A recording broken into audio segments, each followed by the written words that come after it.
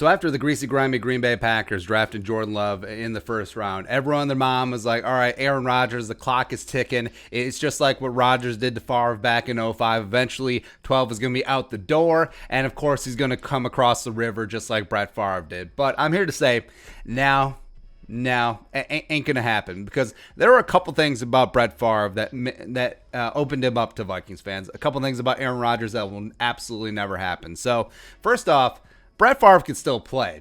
Even though he was damn near 40, when he came to the Vikings in '09, after that contingent flew down to Hattiesburg, all the journalists, media jackals were watching like tail numbers on Cessnas and like jets and whatnot. Oh, going to Hattiesburg International. Woo! Right? So he could still play. Because remember, in 2008, when he was with the Jets started out 8-3, which is amazing. And then Brett Favre's bicep fell off, and then they missed the playoffs. But he could still play at a high level. Also, the Packers, when Favre was with Green Bay, Darrell Bevell was over there. He had some familiarity. Darrell Bevell was, of course, on staff, the offensive coordinator for the Vikings at the time, even though Brad Childress was there with a stupid kick-ass offense. So there's some familiarity there. Plus, I mean, Favre does have this vindictive streak to him. So he knew that all along that he wanted to come to the Vikings. He knew that he wanted to play with Jared Allen and Steve Hutchinson and Ryan Longwell and Adrian Peterson. And of course,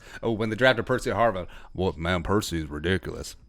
He wanted to do that, right? So he wanted to stick it to Green Bay. He wanted to stick it to Ted Thompson. He wanted to stick it to all the haters and losers who said that he couldn't play anymore. And also Mike Sherman as well. So yeah, he wanted to do that. He wanted to get that. So, but Aaron Rodgers, I don't know. I don't feel like Rodgers feels that vindictiveness. Yes, he is feuding with the 12-year-old boy. Yes, he and Gutekunst aren't seeing eye to eye. And yes, the Packers failed to add a wide receiver, which was their number one position need in the deepest wide receiver class in NFL history. But other than that, I think things are good. But again, like we said, Favre could still play. I do have questions about Rodgers. I really do, because he has been in precipitous decline the last 3 years, ever since he walked into a bar. He's going to be 37 in December, and 37-year-old Aaron Rodgers is a lot different than 37-year-old Brett Favre, because as Favre showed in 2009, he had one of his best statistical seasons ever. Like, he could still sling it. I don't know if Rodgers is going to have this magical comeback and just have a rebound. Plus, system-wise, Rodgers, so Brett Favre has this reputation, gunslinger, respect. But Mike Holmgren did sort of break that stallion. He did. And he really bought into the West Coast offense. And Favre ran it with aplomb for many years. But Rodgers was at his best when Mike McCarthy got out of the way and let him do whatever. Like, he was at his best when he and Jordy Nelson and Randall Cobb were just running option routes, just full-on playing street football. So the whole system quarterback thing, I don't know if a coach will actually just give Aaron Rodgers the keys to the offense, especially given his physical state, since he is literally losing his fastball. And that's one of the big points of contention between the 12-year-old boy and Aaron Rodgers not buying into his system. So I got Jordan Love so he can teach it his system. So I don't think that there will be such a clamoring over the octogenarian Aaron Rodgers. And also, like, if Rodgers comes to the Vikings, whether it's next year, whether it's the year after that, because, well, Rodgers is going to be 37 next year. He's going to be 38 the year after that.